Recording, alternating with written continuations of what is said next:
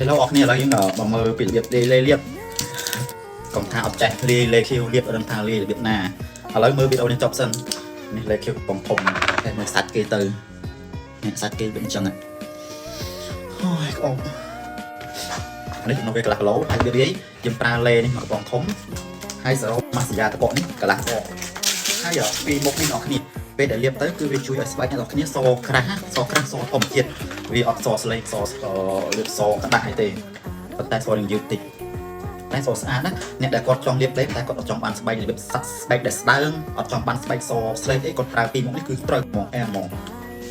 ចឹងលេងអស់ចាក់ចឹងមកសរុបនេះយើងដាក់តែកន្លះដបប៉ុណ្ណេះទេមកកំធំមិនតែកន្លះដបទេចូលកាយនេះហើយសរុបនេះយកគ្នាលាយអញ្ចឹងក៏បានយកទៅអុបលើស្បែកក៏បានដែរ5 នាទីយើងទឹកចេញទៅហើយសម្រាប់អត្ថប្រយោជន៍សូថាលេនឹងក្រៅពីសវាជួយអីខ្លះទៀតសម្រាប់លេខ Q នេះនៅពេលដែលលេមួយសរុបហ្នឹងគឺវាជួយឲ្យស្បែករបស់គ្នាសក្រាស់ហើយសស្អាតទេ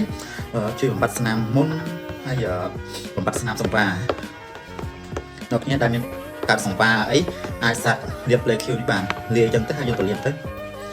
មិនខ្ញុំចេះតែនិយាយទេព្រោះថាមានបេកគាត់ឲ្យមកច្រើនដែរអ្នកដែលគាត់កើតមានបញ្ហាឡើងសង្វារកាត់សង្វារហ្នឹងទៅគាត់ក៏សាឆាតហើយក៏មិនប្រាប់ថា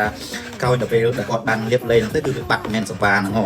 ប៉ុន្តែវាអត់ទាន់បាត់ 100% ព្រោះគាត់ថាគាត់ទើបតែប្រើអស់តែកន្លះកំប៉ុងប៉ុន្តែវាខ្លាយវាបាត់ចឹងណាបាត់ប្រហែលជា50ទៅ60%អញ្ចឹងអ្នកគ្នាពីណាដែលមានស្នាមសង្វារអីអាចទិញសាកទៅយកទៅលាបសិនទៅនឹងសាច់ទៀតតែប៉ុណ្ណឹងហើយងាយយកទៅលាបស្បែកបាន